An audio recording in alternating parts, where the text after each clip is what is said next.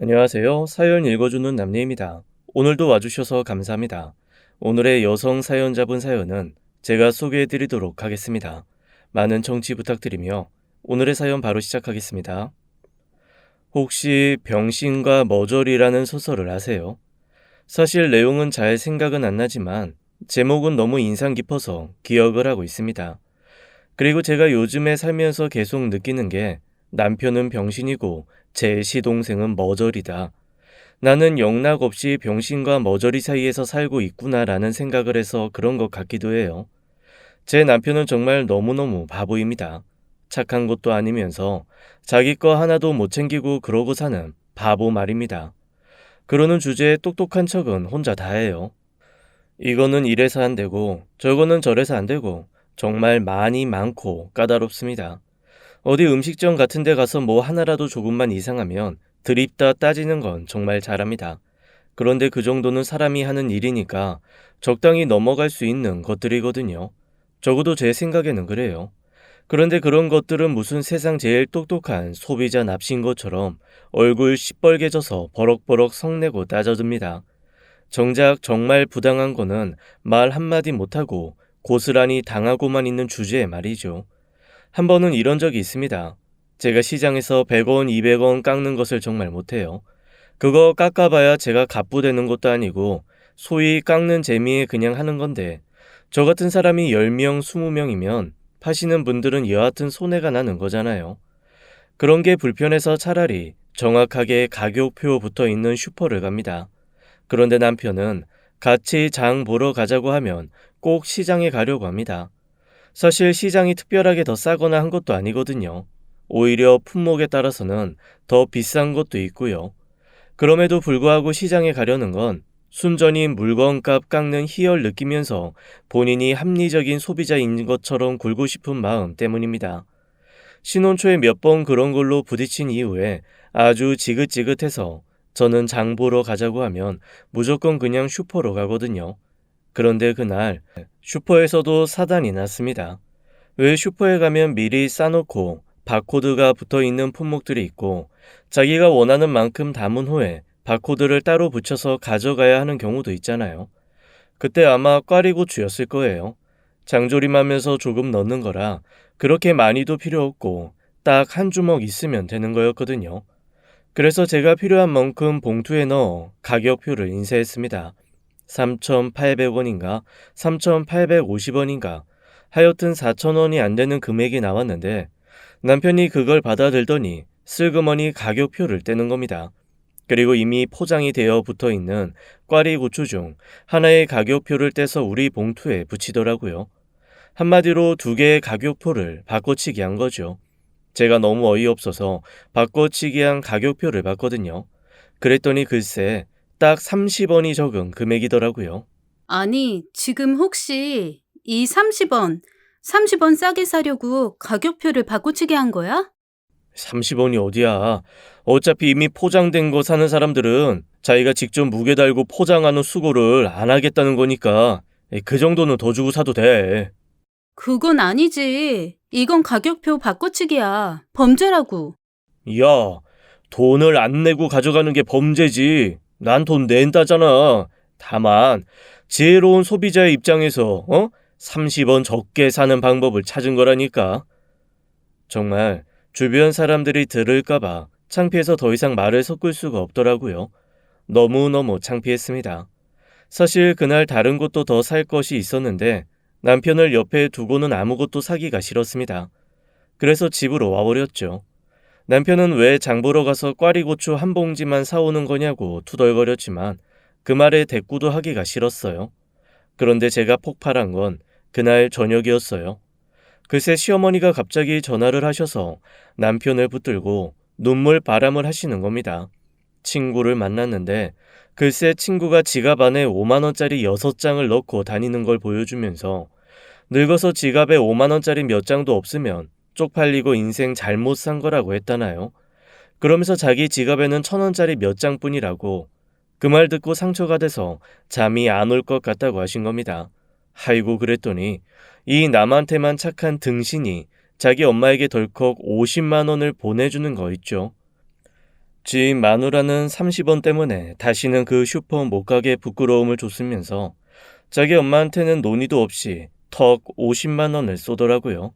그날 정말 크게 한바탕 했죠. 남편의 행동은 이렇게 매사 앞뒤가 안 맞습니다. 본인은 몰라요. 오히려 몹시 공정하고 세상에 다시 없이 아내를 위하는 남편인 양구입니다.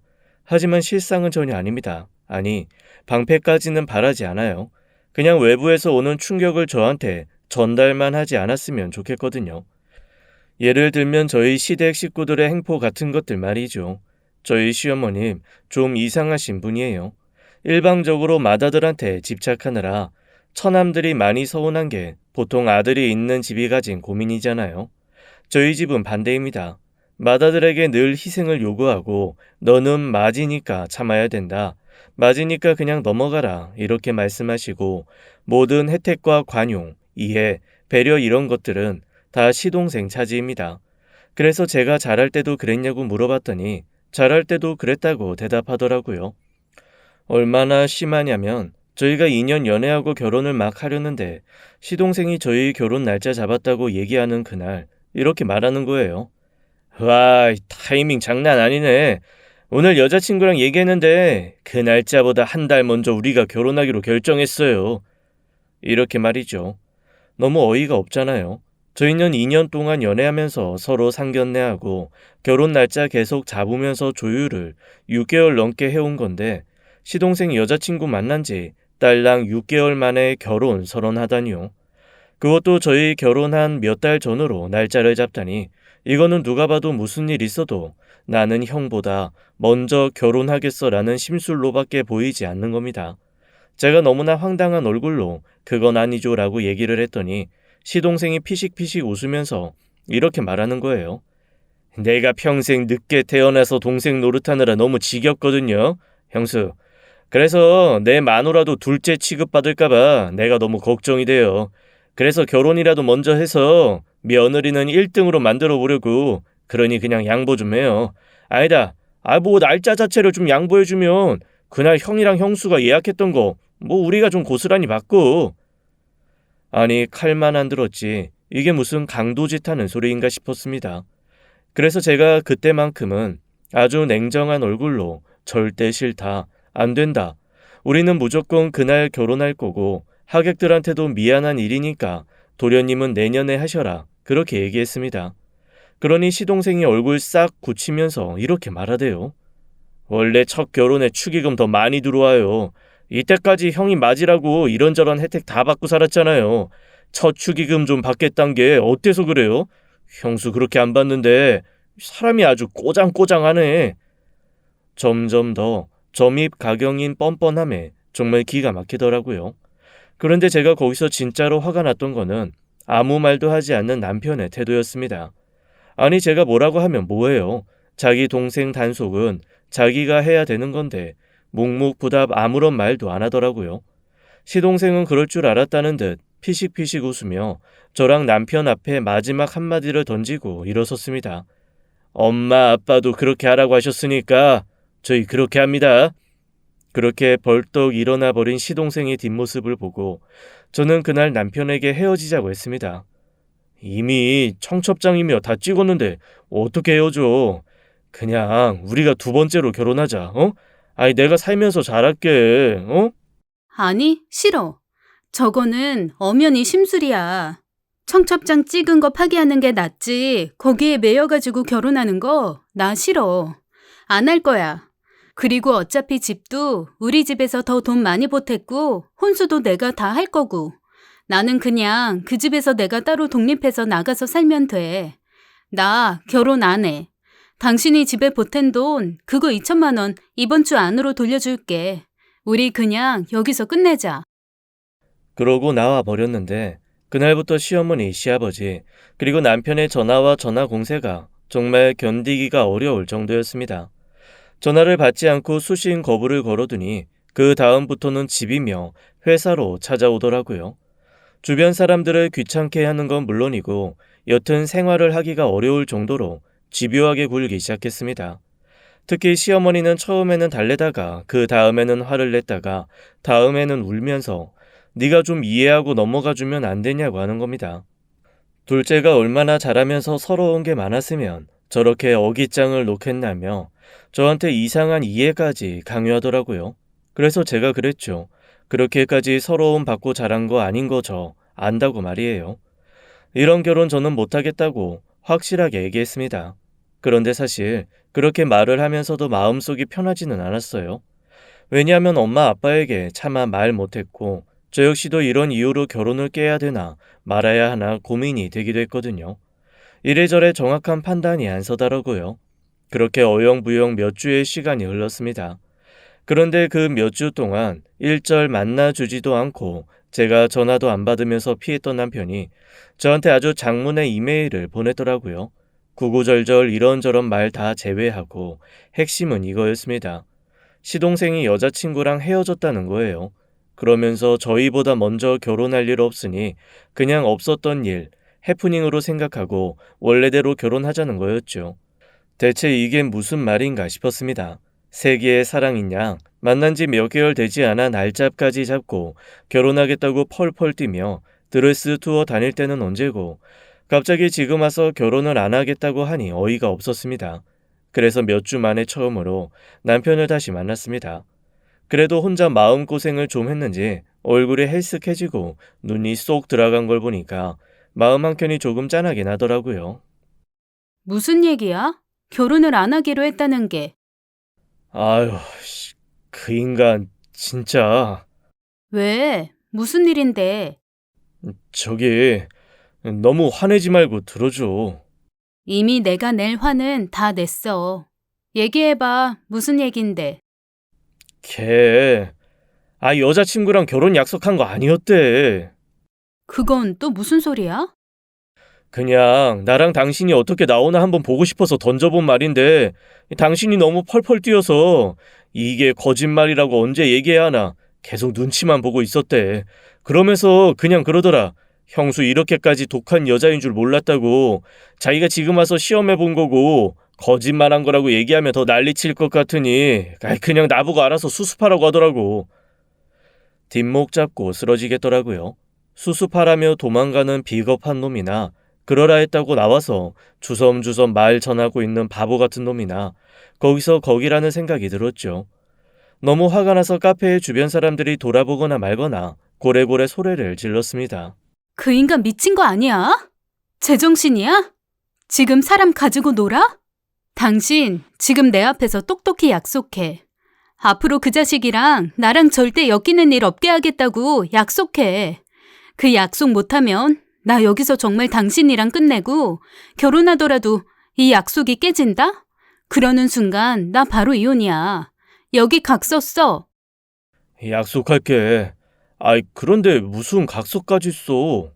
당장 각 썼어. 이거 공증받을 거야. 이거 안 쓰면 나 당신이랑 정말로 결혼 안 해. 한운 수 없이 남편은 저한테 자필로 각서를 써주었습니다. 시동생과 엮여 제가 다시 한번 분통이 터지는 사건이 생기면 주저없이 제가 원하는 모든 것을 들어주겠다는 거였죠.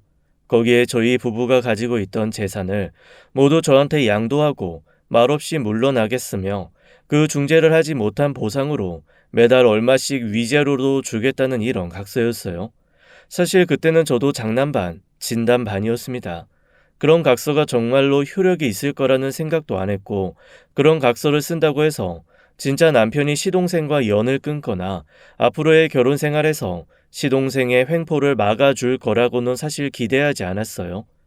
그래도 제 자존심에 이런 거 하나는 받아놔야 속이 시원하겠다 싶더라고요. 그래서 우선 남편에게 각서를 받고 돈에 대한 액수도 상세히 적은 후 정말 공증을 받았습니다. 그리고 또 하나 조건을 걸었습니다. 시어머니에게 가서 저한테 사과하라고 하는 거였죠. 그랬더니 남편이 몹시도 곤란한 얼굴로 저한테 더듬더듬 빌더라고요.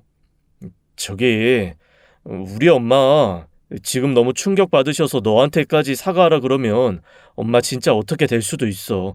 둘째가 그런 거짓말을 했다는 것도 엄마는 너무 쇼크여서 지금 알아누우셨단 말이야. 어제는 병원 가서 링겔까지 맞고 오셨어. 병원에서 링겔까지 맞았다는 얘기를 들으니까 제 마음이 조금 약해지더라고요. 그리고 엄밀히 따지면 시동생 편을 들기는 했지만 어머니도 속긴 속은 거잖아요. 게다가 남편이 너무 사정사정하면 싹싹 비니까 그냥 이쯤에서 용서하고 우리 둘만 잘 살자라는 생각도 들었습니다. 그래서 저희 친정 부모님께 아무런 말도 하지 않고 그냥 조용히 결혼을 진행하기로 마음먹었습니다. 결혼식의 시작은 무난했습니다. 중간중간 시동생이 쓸데없는 소리를 해가지고 결혼식장에서도 몇 번 제가 울컥하기는 했지만 거기까지는 뒤집어질 수는 없었죠. 시동생이 그런 말을 할 때마다 남편 얼굴이 하얗게 질리면서 안절부절 못하며 자기 동생을 뜯어 말리는 걸 보면서 마음을 다스리기로 했고요. 그래도 이 사람이 이렇게까지 하니 일단은 참고 가만히 있어야겠다. 오늘은 아무 말도 하지 말아야겠다 라는 생각을 하게 된 겁니다. 그런데 진짜 말끝마다 아주 얄밉고 꼴 보기가 싫은 게 이루 말할 수가 없더라고요. 축의금 세고 있는 남편 동창 옆에 슬그머니 가서는 글쎄 저 들으라는 듯 이러는 거 있죠. 아유, 이 첫 축의금 이게 참 장난이 아닌데 이게 다 내 거였어야 되는데 아이고 아까워라. 아이고 아까워. 계속 그런 소리를 해서 오히려 남편 친구가 형 결혼식에서 뭐 하는 거냐고 한 소리 통박을 줄 정도였습니다. 그리고 더 기가 막혔던 건 자기 결혼도 아니면서 사돈의 팔촌, 몇 년간 연락 끊긴 후배들까지 싹 불러다가 축의금 낼 필요 없다고 밥이나 한 끼 먹자고 부른 거라며 식권을 30장 넘게 가지고 가서 다 뿌린 거 있죠. 나중에 손님들한테 인사 다니면서 그 테이블 앞에서 제가 표정 관리가 안 돼서 정말 쓰러지는 줄 알았습니다. 술도 산더미처럼 쌓여 있죠. 다들 얼큰하게 취해서 다른 손님들 눈살 찌푸릴 정도로 시끄럽게 떠들며 거기서 동창회를 하고 있는데 테이블을 엎고 싶더라고요. 정말 가족만 아니었으면 싹 다 벗겨가지고 채찍으로 펑펑 때려주고 싶을 정도로 밉고 야속했습니다. 정말 꼴도 보기 싫고 눈도 마주치고 싶지 않아 그 테이블 휙 돌아서니까 글쎄 시동생이 제 뒤에 대고 뭐라고 그러는 줄 아세요? 아이고 우리 또 대쪽 같은 형수님 골라셨네. 저렇게 대꼬챙이 같아서 우리 형 어떻게 살라나 몰라. 매일 저녁 콕콕 찔려서 아주 그냥 온몸에 피 철철 흘리면서 가는 거 아닌가 모르겠어. 여자가 좀 푸근한 맛이 있어야지. 아이고 꼬챙이 꼬챙이. 야 무슨 고슴도치 품고 사는 것 같을 것 같아. 이거는 엄연한 성희롱이잖아요. 너무너무 화가 나서 결혼식이고 뭐고 할 말은 해야겠다라고 하는 그 순간 시어머니가 옆에 쓱 나타나 시동생을 토닥토닥하면서 이러시는 겁니다. 아이고, 얘가 취해서 지가 지금 무슨 소리 하는지도 모르네. 평소에 자기 형수 참 좋아하는 앤데. 얘 세아가 술 먹고 하는 말은 귀담아 듣는 거 아니다. 이런 거 귀담아 듣고 또 정색하고 돌아지고 그럴 건 아니지? 내가 술 깨면 잘 타이를 테니까 너는 가서 다른 손님들한테 인사해라. 그런데 시동생은 누가 봐도 술 취한 그런 모습 아니었거든요. 오히려 평소보다 더 멀쩡한 상태였습니다. 그럼에도 불구하고 시어머니가 그렇게 얘기하는데 제가 술 안 취했다고 알코올 지수 확인해 보자고 그럴 수 없는 노릇이잖아요. 그저 부글부글 끓는 속을 다스리며 그 자리를 벗어나는 수밖에 없었습니다. 그쯤 되니까 제 남편한테도 정말 너무너무 화가 나는 거예요. 거기서 똑 부러지게 엄마는 얘가 뭐가 술에 취했냐고 따져주는 것도 아니면서 그렇게 제 눈치를 보며 안절부절 어쩔 줄을 모른 채 있는 것도 미웠습니다. 여기 치이고 저리 치여가면서 그렇게 기죽어 있는 모습도 그것도 그거대로 꼴보기 싫더라고요. 결국 그날 저녁 저는 결혼 첫날 밤에 남편한테 있는 대로 성질을 내고 화를 내면서 토라져서 등 돌리고 누워 자버리고 말았습니다. 이후 신혼여행이 당연히 마냥 좋지는 않았죠. 서로 서먹하고 어색하게 굴다가 한국 들어오기 이틀 전부터 그나마 조금 신혼여행다운 그런 여행을 했습니다. 속상하더라고요. 그래도 큰돈 들여 여행 간 건데 사진마다 제 얼굴은 굳어있고 행복한 추억도 별로 없는 것이 말이죠. 이게 다 시동생 때문이라는 생각에 정말 다시는 보고 싶지 않은 그런 마음뿐이었습니다. 그런데 보고 싶은 사람은 그렇게 보고 싶다는 간절함을 품은 채 별 보고 빌고 달 보고 빌어도 볼 수가 없는데 보기 싫은 사람은 고개만 돌려도 눈에 띄는 게 아이러니더라고요. 아니 하필 시동생이 옮긴 회사가 저희 신혼집이랑 가까운 거예요. 평생을 팽팽 놀다가 비록 비정규직의 3교대 근무인 회사이기는 하지만 그래도 취직이라는 것을 했으니 축하할 일이기는 했거든요. 시부모님은 무슨 고시 패스라도 한 것처럼 경사 났다고 펄펄 뛰며 좋아하셨고요. 그 상황에서 저만 신혼집 근처에 취직했다고 싫어할 수는 없잖아요. 그럼에도 불구하고 불편한 건 사실이었습니다. 하다못해 제가 주말에 잠깐 산책을 나가려고 할 때도 주말 근무로 나온 시동생과 마주치는 일이 종종 있었습니다. 그때마다 생판 모르는 남처럼 굴 수도 없고 그렇다고 반갑다며 인사하는 건 더 싫었습니다. 그저 멀리서 시동생인 것 같다 그러면 그냥 괜시니 옆에 있는 가게도 들어갔다가 다시 뒤돌아서 집에도 갔다가 제가 오히려 죄 지은 사람처럼 피하고 있더라니까요. 그것도 그것대로 짜증나고 옅은 눈의 가시, 입속의 혓바늘 같은 그런 존재가 시동생이었던 거죠. 그런데 결혼 1년 정도 지난 후부터는 시동생한테 이런 신경조차 쓸 수 없는 일이 발생했습니다. 저희 친정아버지가 갑작스레 췌장암 4기 판정을 받으셨어요. 평소에 그래도 무난하게 건강관리 잘하시고 큰 병 없이 지내시는 것 같았는데 뒤늦게 건강검진하다가 발견한 거죠. 병원에서는 이제 손 쓸 길도 없고 그냥 고통을 덜어드리는 것밖에 할 게 없다고 하더라고요. 저희 친정아빠 몹시 얌전하고 평화로우신 성격이거든요. 투병도 딱 당신 성격처럼 하셨습니다. 거칠고 괴롭게 다른 사람 힘들게 하시지 않고 이 악물고 끙 한번 앓고 그러다가 조용히 잠드셨습니다. 친정 아버지가 돌아가신 후 혼자 남은 저희 엄마는 서서히 집을 정리하기 시작하셨어요. 엄마, 왜 꼭 엄마도 금방 떠날 사람처럼 이렇게 다 정리를 하고 그래? 나 좀 무섭고 싫고 그래. 아이고, 네 아버지 가는 거 보니까 사람이 준비하고 갈 수 있다는 것도 복이야. 준비할 수 있을 때 하는 게 맞는 것 같아. 사람 일 어떻게 될지 모르잖니. 나는 앞으로 내가 얼마를 살건 미련 없이 아쉬움 없이 갈 수 있게 준비하고 갈 거야. 그건 그런데 그렇다고 이렇게 부지런히 준비할 필요는 없잖아.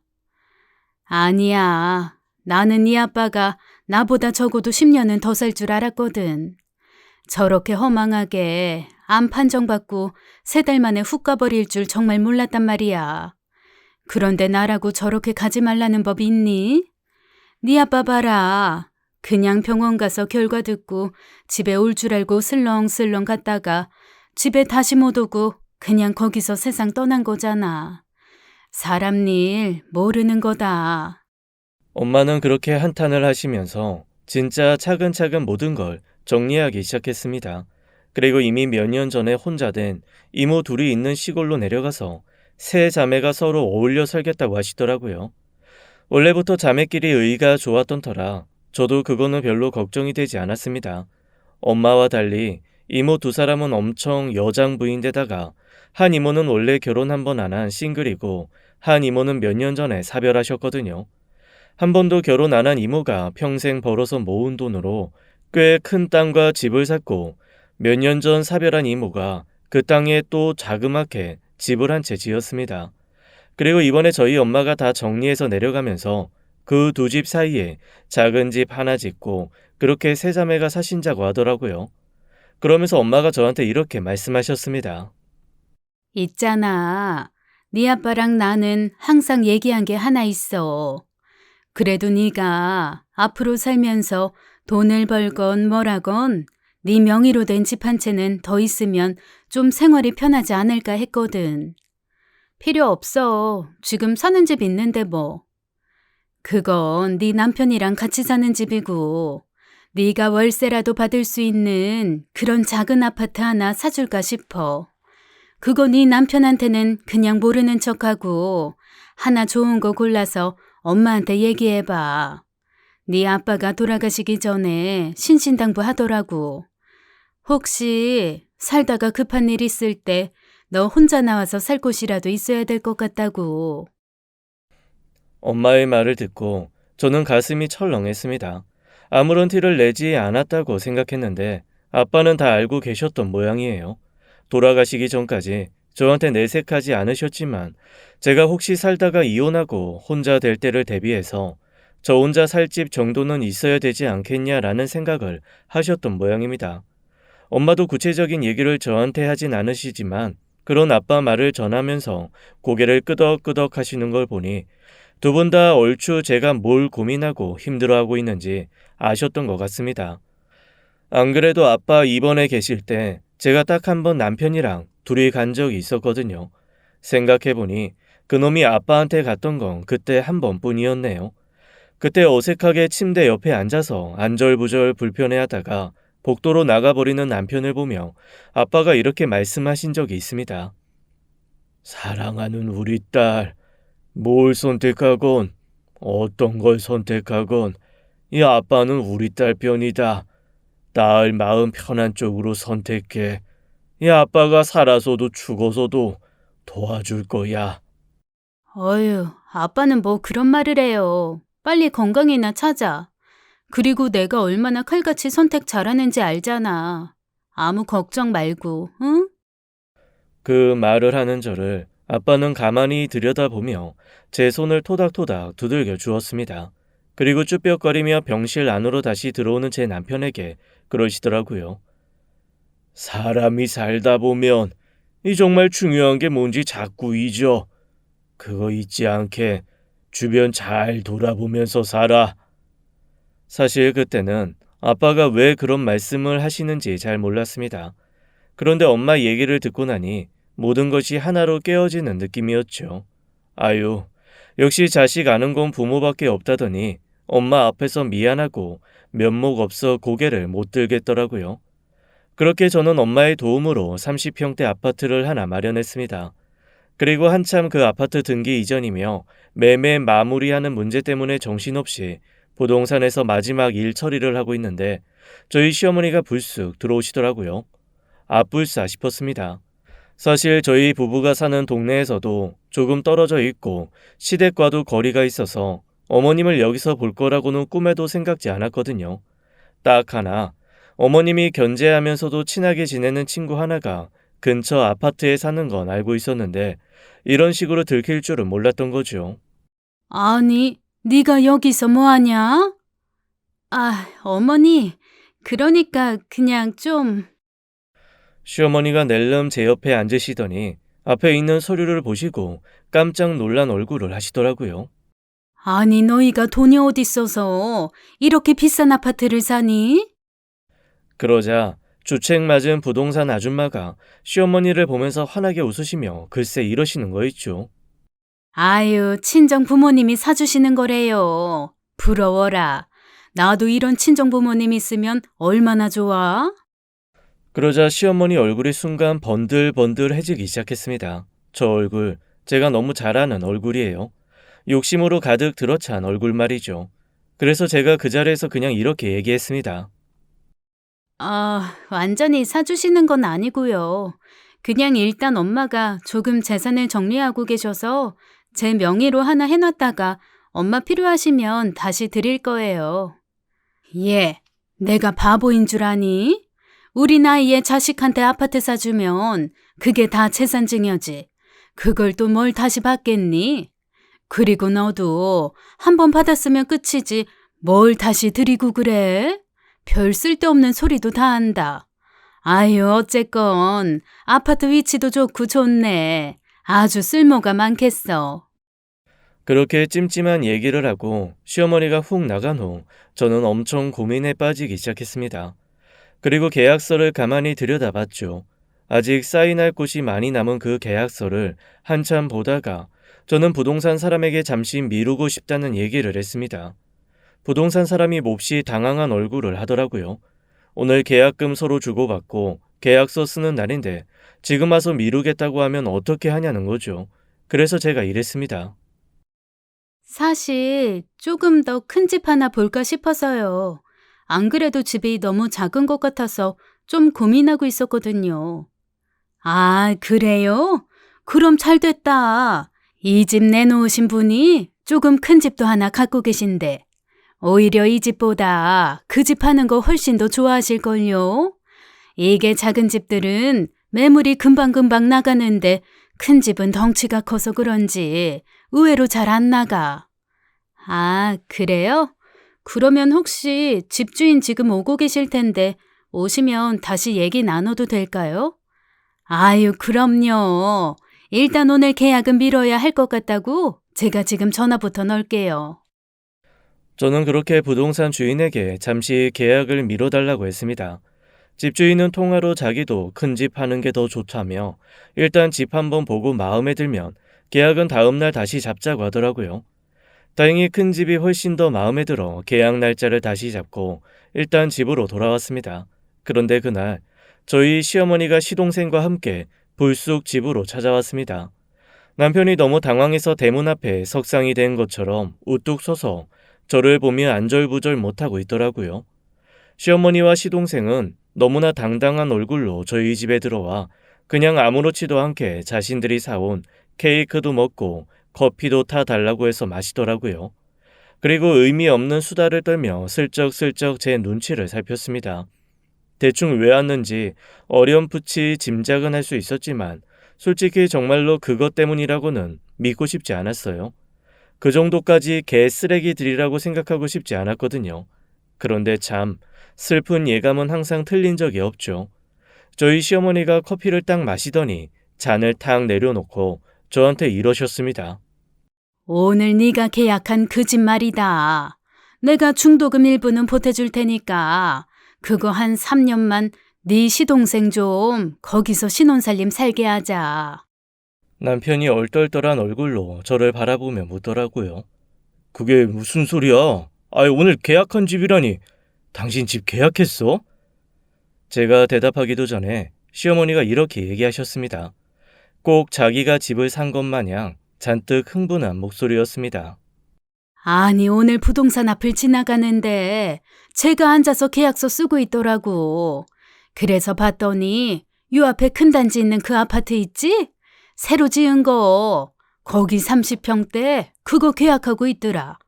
그래서 내가 이게 뭐냐고 물었더니 친정어머니가 사주셨다는 거야.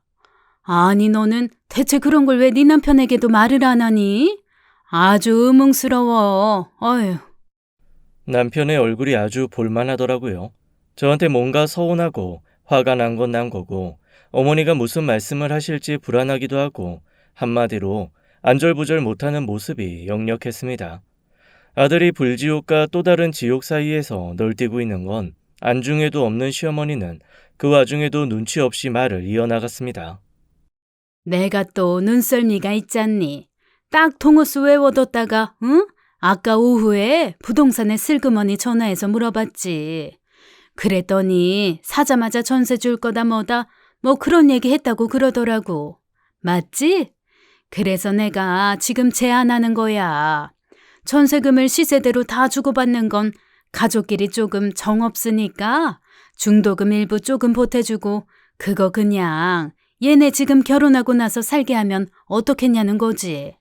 아유, 생판 남이 사는 것보다 낫지. 안 그래? 당신 이 얘기가 진짜야? 그 자리에서 아무 말도 하지 않았습니다. 그리고 솔직히 속으로 안도의 한숨을 쉬었습니다. 사실 제가 좀 더 큰 집 계약하겠다고 얘기하면서 부동산 주인한테 이렇게 말했거든요. 저희 시어머니가 분명 전화해서 이것저것 꼬치꼬치 캐물을 거예요. 그때 그냥 그 집 사자마자 전세 줄 거라고 중도금 일자 조금 미뤄달라고만 했다고만 말해주세요. 제가 더 큰 집 계약했다는 말은 하지 마시고요. 아유, 죄송해요. 제가 그래도 사람 많이 대하는 직업이라 눈치가 없는 편은 아닌데.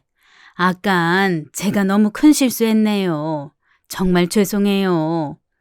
아유, 그런 어머니인 줄도 모르고 내가 너무 쉽게 얘기했네. 미안해요. 나 때문에 혹시 피해보는 건 아니죠?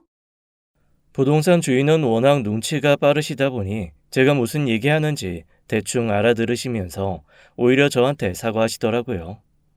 아니에요. 전혀 그런 건 아니고요. 대신 그냥 저희 어머니가 전화 주시면 그냥 그 집 중도금 날짜만 좀 미뤄달라고 했다고 그리고 매매하자마자 바로 전세 줄 거니까 전세 알아봐 달라고 했다. 이렇게만 얘기해 주세요. 알겠어요. 그거는 내가 그렇게 해줄게요. 그렇게 부동산 아줌마의 전화 끊은 지 불과 몇 시간도 되지 않아 아니나 다를까 시어머니가 시동생 끌고 저희 집에 쳐들어온 거였습니다. 나중에 부동산 주인에게 문자도 하나 받기는 했어요. 제 짐작대로 시어머니가 전화해서 꼬치꼬치 물어봤다며 어이없어 하더라고요. 그래서 시어머니가 집으로 밀고 들어왔을 때 반은 체념하고 반은 각오한 상태였던 거죠. 하지만 솔직히 남편과 공동 명의를 해달라고 하거나 그 집으로 들어가고 지금 살고 있는 신혼집 팔아서 돈 좀 보태달라고 할 줄 알았습니다. 그 큰 집을 공짜로 시동생 신혼살림 차리게 해주라는 말은 할 줄은 몰랐죠. 남편이 당황하면서 어쩔 줄 몰라 하더라고요. 아마 머리가 복잡했을 거예요. 제가 시동생이나 시어머니가 이런 식으로 나오는 거 너무 싫어하는 걸 아니까요. 그런데 참 사람 안 변하죠. 만약 그 자리에서 남편이 버럭버럭 화를 내면서 뭐라고 집어던지며 쓸데없는 소리 말라고 한마디만 했으면 저는 아마 조금 마음을 너그럽게 먹었을지도 모릅니다. 하지만 이 비겁한 바보는 거기서도 입을 다물고 있더라고요. 그래서 제가 그냥 덤덤하게 이야기했습니다. 그 집 매매 다 끝나는 게 도련님 결혼하고도 한 1, 2주 후일 텐데요. 아유, 1, 2주야 기다리면 되지. 호텔에 한 일주일 있는다고 집이 달아나니? 그때 가서 천천히 살림사서 넣으면 되고. 얘가 지금 살 집이 없니 뭐가 없니? 그냥 그런 집에 들어간다는 게 중요한 거지. 어머님이 중도금 주시는 거죠? 빌려주시는 거 아니고 주시는 거 맞죠? 그럼 애들 집 해주려면 그거 몇 배는 들 텐데 내가 2천만 원 해줄게. 그러면 그 중도금만 좀 미리 주세요. 그래야 잔금 일정이라도 좀 땡겨보죠. 지금으로서는 도련님이 결혼할 날짜 한 달 뒤에 그 사람들이 집 나가는 건데 중도금 주면서 이사 비용도 좀 주고 중도금 좀 일찍 줄 테니 잔금 일정 좀 당기자고 하면 그쪽도 좀 일찍 나갈 수 있겠죠. 아, 그럴래? 그래. 그리고 어차피 내가 명의를 바꿔달라는 것도 아니고 그냥 그 집에 좀 당분간 애들 돈 모을 때까지만 살자고 하는 건데. 그래, 그렇게 해. 네가 말귀를 알아들어주니 나로서는 마음이 참 편하다. 시어머니는 그렇게 말하면서 자기가 중도금 2천만 원을 꼭 보름 안에 해주겠다고 약속을 하고 집을 나섰습니다. 남편이 제 눈치를 슬슬 보면서 어쩔 줄을 몰라 하더라고요. 당신 정말 그 집 제 살게 해도 돼? 뭐 그러든가 말든가. 그리고 이건 이거고 나 당신한테 할 말 있어. 나 당신이랑 이혼은 해야겠어. 뭐라고? 아니 갑자기 왜? 얘기했잖아. 당신 나한테 각서 쓴 거 잊었어? 시동생이 나를 더 힘들게 하거나 괴롭게 하면 두말 없이 이혼해주겠다고. 그냥 이혼해. 당신 이 상황에서도 단 한마디 내 편 들어주지 않았잖아. 내가 내 편 한 번 안 들어주는 사람이랑 왜 더 살아야 돼? 그럴 이유가 없지. 우리 남편은 꼴먹은 벙어리가 돼서 아무 말도 못하더라고요. 저는 화장대 안에 깊이 넣어두었던 이혼 서류에 사인을 해서 남편에게 건네주었습니다. 그냥 이 모든 걸 빨리 끝내고 싶은 생각밖에 없었어요. 시동생의 결혼은 불과 한 달 뒤였고 동서될 여자도 시동생과 조금도 다르지 않은 정말 부창부수 끼리끼리인 여자였거든요. 그 집에 정말 하루라도 더 가족으로 엮이고 싶지 않았습니다. 이 바보는 저를 붙들 핑계도 생각도 마음도 없는지 이틀 동안 종이가 꾸깃꾸깃해질 때까지 이혼 서류를 펴고 적고 하다가 결국 사인을 했습니다. 결혼한 지 얼마 되지도 않은 데다가 결혼할 때 제가 해온 재산이 훨씬 많아서 재산 분할은 제 쪽으로 훨씬 많이 하기로 했어요. 제가 시동생 결혼 끝날 때까지는 우리 이혼했다는 얘기 아무한테도 하지 말라는 얘기를 하니까 남편이 일단 그건 알겠다고 하더라고요. 그래서 저한테 이렇게 말하는 겁니다. 내가 바보 같고 우유부단하고 그런 건 알아. 그리고 그것 때문에 당신 많이 힘들게 한 것도 알고 미안해. 내가 조금 더 똘똘했으면 우리가 결혼 생활을 좀 더 잘할 수 있었을 텐데. 알았으면 됐어. 그런데 이것도 그냥 당신이 선택한 거야. 난 더 이상 이 생활 유지하지 않겠다는 선택을 한 거고. 사실 얼마 전부터 남편은 다른 여자와 은근슬쩍 만나는 중이었습니다. 제가 이혼을 고민할 때부터 남편 주변 탐문을 시작하다 알게 된 일이죠. 상대방도 유부녀여서 둘이 근교로 여행 정도 다녀오는 게 전부였지만 블랙박스에 녹음된 것, 서로 주고받은 문자는 충분히 외도 증거가 될 만한 것이어서 착착 모아둔 상태였습니다. 그나마 속 안 썩이던 남편마저 이 꼬라지이니 이 집안에서 저는 숨 쉬는 것조차 힘든 상황이었던 거죠. 언젠가부터 남편뿐 아니라 시어머니와 시동생을 보면 숨이 턱턱 막히고 심장이 쪼여오곤 했거든요. 마치 극도의 스트레스 상황을 앞에 마주한 듯 손발이 덜덜 떨리기도 했고요. 더 이상 이렇게 살 수는 없었다는 생각이 더 강했습니다. 거기에 남편도 외도를 시작했으니 더 이상 저를 붙들어둘 명분이 없었던 거죠. 저는 남편에게 만약 본가에 우리 이혼에 대한 얘기를 한마디라도 하게 되면 외도 증거를 상대뿐 아니라 지금 다니고 있는 회사에까지 싹 뿌려 사회적 매장을 해버리겠다고 했습니다. 당연히 이 비겁한 놈, 자기가 살려고 입 꾹 다물어 주더라고요.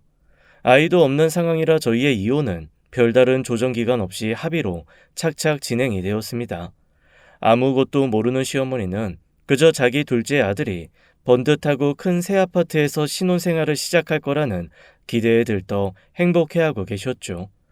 그리고 정말 돈 한 푼 나올 구석 없는 양반이 어디선가 진짜로 2천만 원을 구해서 저한테 갖다 주시더라고요. 그것도 통장 입금도 아니고 5만 원짜리 다발로 묶은 지폐 뭉치를 봉투에 넣어서 갖고 오시는 겁니다. 딱 봐도 어디서 빌려온 돈이 분명했습니다. 그러거나 말거나 저는 얼른 그 돈을 받았어요.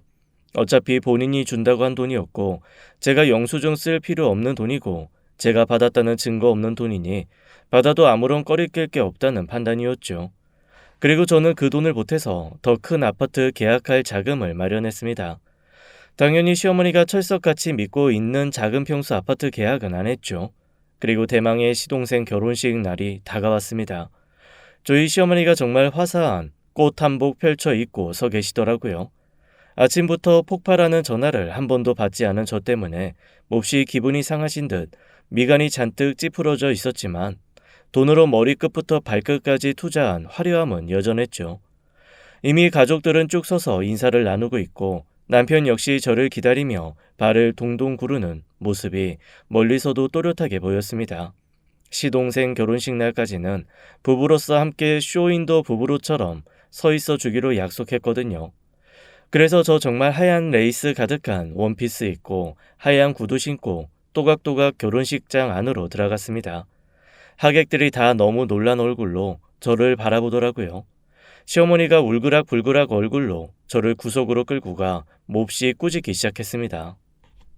너 미쳤니? 아니, 형님 될 사람이 한복 입고 와서 미리 손님들한테 인사는 못할 망정. 어디 결혼식장에 레이스가 이렇게 치덕치덕 붙은 흰 옷을 입고 와? 결혼식 망치려고 작정했어? 네, 망치려고 작정했는데요. 뭐라고? 너 정말 미친 거야, 뭐야, 응? 소리 낮추시고 이거나 받으세요. 오늘 아니면 어머님한테 드릴 기회가 없을 것 같아서요. 일단 읽어보세요. 저는 어머님 앞에 2장의 서류를 내밀었습니다. 한 장은 저와 남편의 이혼 서류였고요. 나머지 한 장은 아파트 계약 파기 서류였습니다. 그 두 서류를 받아본 어머니가 두 손을 부들부들 떨며 대체 이게 무슨 소리냐고 그 결혼식장에서 저한테 버럭 소리를 지르시더라고요. 그래서 제가 이렇게 얘기했죠. 제가 미쳤어요? 우리 부모님이 저한테 준 아파트를 제가 왜 저 화상덩어리를 살게 해요? 그리고 전세? 저 인간이 전세 끝났다고 순순히 나갈 인간인가요? 저 그 정도로 바보 아니에요. 그 아파트 어머님이 부동산 오셔서 보고 간 뒤에 바로 계약 파기했어요. 저희 부모님이 저한테 남겨주시는 건데 어머님이 탐내실 거 저 알았거든요. 그런 미끼를 제가 왜 굳이 제 부모님 돈 들여서 사겠어요? 시어머니가 너무 충격을 받았는지 평소 같으면 온 망가질까봐 어디 기대지도 않을 양반이 털썩 바다에 주저앉아서 손발을 벌벌 떨었습니다. 그리고는 저한테 삿대질을 하며 그러시더라고요.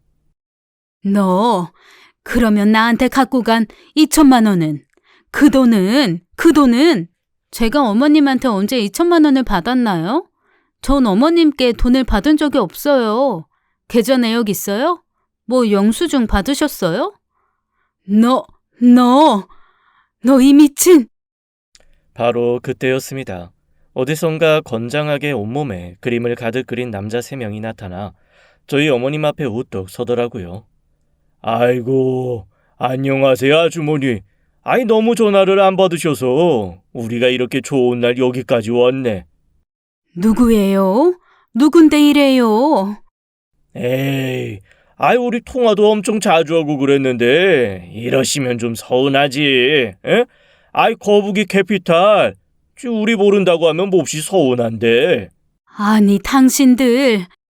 제가 놀란 얼굴로 그 사람들을 바라보니까 그들 중 하나가 저를 위아래로 훑어보며 이렇게 물어보더라고요. 아, 여기는 누구신가? 아이 따님, 아이 며느님. 한때 며느리였던 사람이요. 에? 아이 어떤? 아이 오메 과거형이네. 아이 그런데 어쩌지? 시어머니이셨던 분. 아이 우리가 좀 모시고 가야 되겠는데. 뭐 모시고 가는 건데 혹시 왜 그러신지 이유라도 좀 들을 수 있을까요? 아유, 이유야 간단하지. 아이 돈을 빌려갔으면 말이야, 응? 아이 사람이 이자라도 꼬박꼬박 내든가. 아이 못 주면 언제까지 주겠다고 약속을 하든가. 뭔가 가타부타 말이 있어야지. 돈만 쌩하니 갖고 가고 말도 없이 연락도 안 받고. 아이 그럼 우리가 어떻게 해요?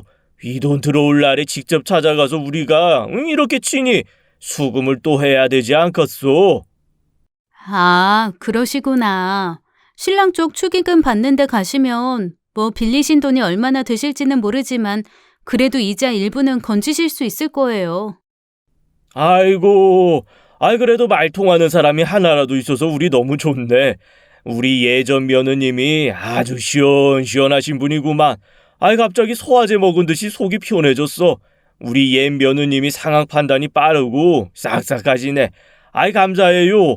우리 같은 사람들은 이렇게 일 쉽게 만들어준 사람을 제일 좋아해. 우리 며느님 아주 훌륭하신 분이야. 네, 제가 좀 그렇죠. 그런데 얼마나 빌리셨길래 이렇게 결혼식장까지 오신 거예요? 아유, 적게도 안 빌리셨어. 통 크게 2천 빌리셨지. 2천. 아이 뭐 아주 급하다고. 조만간 아파트 하나 생길 거라. 그거 손에 들어오면 담보 잡아서 바로 갚을 수 있다고 그렇게 큰 소리를 뻥뻥 치시더니. 아이 그런데 가만히 저기요 얘기 들어보니까 뭐 아파트도 날아간 것 같은데 맞나? 아, 그거 제 명의 아파트인데 보시다시피 전 이제 이 집과 아무런 관련이 없는 사람이라서요. 그리고 애초에 담보 잡겠다고 하신 아파트 지금 생판 모르는 남이 살고 있고요. 그걸 가지고 담보 잡을 생각을 어떻게 하셨는지 모르겠네요. 어쨌건 생각하신 게 대부분 맞는 것 같아요. 그러면 저는 이만 가볼게요. 일 잘 보고 가세요. 아유 잠깐. 아유 어차피 도와준 거 조금만 더 도와주시면 안 될까? 우리가 일당 드릴게. 이게 결혼식은 그래도 깽판 놓는 게 아니니까. 우리가 결혼 깽판까지는 안 놓는데 어머니는 아무래도 참석 못하실 것 같거든. 우리랑 좀 가셔야 할 곳이 있어서. 그러니까 며느님, 아니 옛날 며느님이 여기 좀 계시면서 돈 들고 튀는 놈 없게 조금만 혼주석에서 계셔줘. 우리 한 10분? 10분만 있다가 다시 올 테니까. 그렇게 험상궂은 남자들은 시어머니를 끌고 질질 나가버렸습니다. 멀리서 시동생 얼굴이 차갑게 굳어가는 게 보였지만 저는 아무 말도 없이 조용히 신부 대기실로 걸음을 옮겼죠. 이미 신랑 축의금 걷는 곳에 앉아있던 시동생의 지인은 얼굴이 하얗게 질린 채 건달이 던져준 가방에 돈을 넣으며 혼이 빠진 표정으로 하고 있었습니다. 신부 대기실에 들어갔더니 온갖 거만한 얼굴을 하고 동서가 될 뻔한 사람이 앉아가지고 저한테 고개만 까딱하며 인사를 하더라고요. 제가 입은 하얀 레이스 옷을 입고 황당하고 어이없다는 표정을 감출 생각도 없이 환히 드러냈습니다. 아, 오셨어요, 형님? 안 그래도 집 해주신다는 말에 제가 감사 인사라도 드렸어야 되는데 제가 너무 정신이 없어서 전화도 한번 못 드렸어요. 그런데 입고 오신 옷이 좀 서운하네요. 아, 집? 고마울 거 없어. 그거 다 무산됐거든. 네? 그게 무슨 얘기예요? 무산됐다뇨? 그럼 저 어디서 살아요? 그거야 당신네 부부가 알아서 할 일이고. 난 이제 이 집안 사람이 아니라 굳이 나한테 형님이라고 부를 이유도 없고. 그리고 조금 아까 밖에서 보니까 시어머니 사채업자들한테 끌려가시는 것 같던데. 뭐라고요? 시동생과 결혼할 여자는 부케까지 내던지고 벌떡 일어나 결혼식장 로비로 뛰어나갔습니다. 그리고 조금 있다 시끌시끌한 소리가 밖에서 들려오기 시작했습니다. 속였다느니, 사기의 결혼이라느니, 오늘 이 결혼식 무효라느니 난리 부르스가 벌어지고 있더라고요. 거기에 시동생은 뻔히 다 보고 들었으면서 뻔뻔하게 그게 무슨 소리냐고 나는 들은 적 없다며 정말 온갖 변명을 늘어놓기 시작했습니다. 곧이어 돈을 가지러 온 건달들과 부딪히는 소리에 온갖 욕과 폭언이 난무하더라고요. 그 가운데서 제일 멍청한 남편이었던 놈은 이러지도 저러지도 못하고 그저 두리번 거리다가 힘 빠지고 기 빠졌는지 한쪽 구석 가서 얌전히 앉아있기 시작했습니다. 세상에 얼마나 어이가 없던지 어쨌건 저는 그 결말이 어떤지 다 보지도 않고 그냥 나와버렸습니다. 그러거나 말거나죠 뭐. 제가 나오는 길에 사채업사 한 사람이 다시 부지런히 식장 안으로 들어가다 저랑 마주쳤거든요. 그 사람이 절 보고 먹정케 웃으며 이렇게 얘기하더라고요. 예, 우리 며느님 감사합니다. 우리 며느님 다음에 필요하시면 한번 찾아오세요. 저희가 이자 잘 해드릴게. 아, 네. 그렇게 어이없는 인연을 하나 또 만들고 저는 총총 걸음으로 집에 돌아왔습니다.